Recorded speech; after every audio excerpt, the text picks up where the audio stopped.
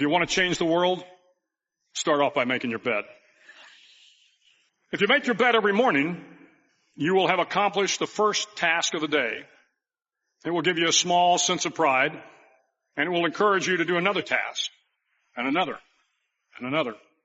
And by the end of the day, that one task completed will have turned into many tasks completed. Making your bed will also reinforce the fact that the little things in life matter.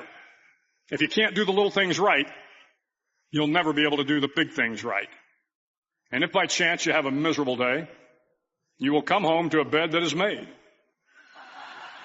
That you made. And a made bed gives you encouragement that tomorrow will be better. To pass SEAL training, there are a series of long swims that must be completed. One is the night swim. Before the swim, the instructors joyfully brief the students on all the species of sharks that inhabit the waters off San Clemente. They assure you, however, that no student has ever been eaten by a shark, at least not that they can remember. But you are also taught that if a shark begins to circle your position, stand your ground. Do not swim away. Do not act afraid. And if the shark, hungry for a midnight snack, darts towards you, then summons up all your strength and punch him in the snout, and he will turn and swim away. There are a lot of sharks in the world. If you hope to complete the swim, you will have to deal with them. So if you want to change the world, don't back down from the sharks. Over a few weeks of difficult training, my SEAL class, which started with 150 men, was down to just 42. There were now 6 boat crews of 7 men each. I was in the boat with the tall guys, but the best boat crew we had was made up of the little guys, the Munchkin crew, we called them. No one was over 5'5". The Munchkin boat crew had 1 American Indian, 1 African American, 1 Polish American, 1 Greek American, 1 Italian American, and 2 tough kids from the Midwest. They out-paddled, outran, and outswam all the other boat crews. The big men in the other boat crews would always make good-natured fun of the tiny little flippers the Munchkins put on their tiny little feet prior to every swim. But somehow these little guys from every corner of the nation and the world always had the last laugh, swimming faster than everyone and reaching the shore long before the rest of us. SEAL training was a great equalizer.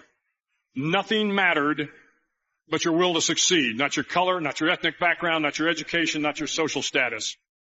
If you want to change the world, measure a person by the size of their heart, not by the size of their flippers.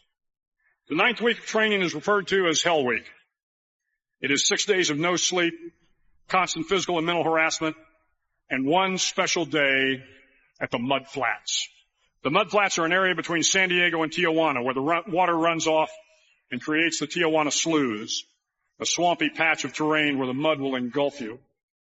It is on Wednesday of Hell Week that you paddle down to the Mud Flats and spend the next 15 hours trying to survive the freezing cold, the howling wind, and the incessant pressure to quit from the instructors. As the sun began to set that Wednesday evening, my training class, having committed some egregious infraction of the rules, was ordered into the mud. The mud consumed each man till there was nothing visible but our heads. The instructors told us we could leave the mud if only 5 men would quit. Only 5 men, just 5 men, and we could get out of the oppressive cold. Looking around the mud flat, it was apparent that some students were about to give up. It was still over 8 hours till the sun came up. 8 more hours of bone-chilling cold. The chattering teeth and the shivering moans of the trainees were so loud, it was hard to hear anything. And then one voice began to echo through the night. One voice raised in song. The song was terribly out of tune, but sung with great enthusiasm. One voice became 2, and 2 became 3, and before long, everyone in the class was singing. The instructors threatened us with more time in the mud if we kept up the singing, but the singing persisted.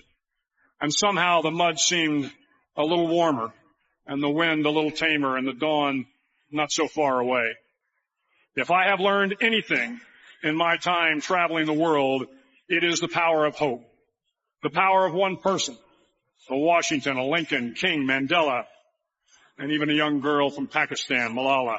One person can change the world by giving people hope. So if you want to change the world, start each day with a task completed. Find someone to help you through life. Respect everyone. Know that life is not fair and that you will fail often. But if you take some risks, step up when the times are the toughest, face down the bullies, lift up the downtrodden, and never, ever give up. If you do these things, the next generation and the generations that follow will live in a world far better than the one we have today. And what started here will indeed have changed the world for the better.